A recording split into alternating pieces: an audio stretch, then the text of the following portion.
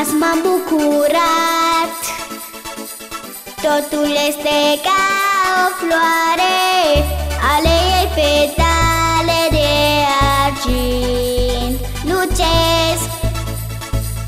Și eu am cântat cântecule sărbătoare pentru clipele care acum sosesc.